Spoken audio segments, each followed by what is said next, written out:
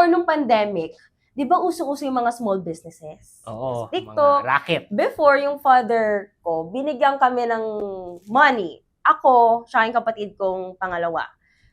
Pinapili kami, gusto mo ba mag-stocks or gusto mo mag-business? Ako kasi, mga car-FF, ako ay entrep student back then. So, ang pinili ko, business. Yung binigyan niya akong kapital, tapos ako mag-start ng business ko, pinikot ko. Eventually, na-ROI ko naman and such. Tapos yung kapatid ko, na ako panganay ha, yung pangalawa, nag-stock siya. The reason why hindi ako nag-stocks back then, because hindi ako knowledgeable and sobrang technical niya talaga. Like, kailangan mong tingnan lagi yung galaw ng market. To cut the story short, napabayaan niya, negative na siya. So, kung yung perang nilabas niya, wala na, hindi na niya talaga napakinabangan.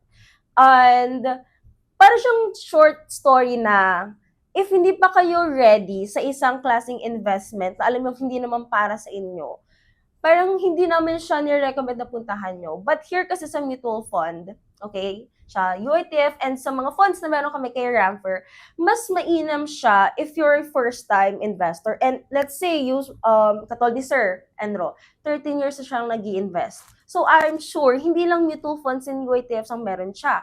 Yun yung pwedeng una niyang investments. But as the times goes by, kung mas naging confident na si Sir Enro, dadami na yan. Doon na kayo pumasok sa stocks, pumasok sa crypto, and other types. But here kay Ramver, no, yun yung parang pinopromote and, finifeed namin din sa inyo na sobrang daming material, sobrang daming advices. We have an ROC.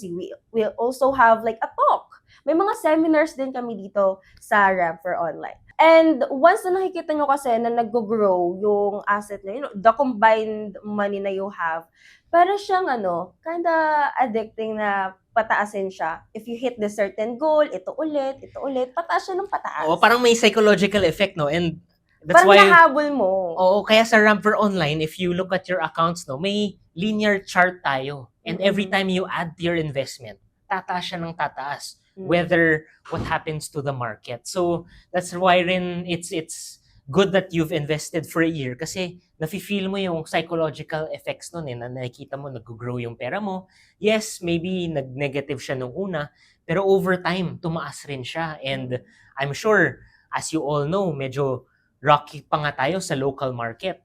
Pero mataas yung performance ng fund managers natin despite the low market. What more kung tumaas pa yung financial markets natin dito sa Pilipinas, di ba?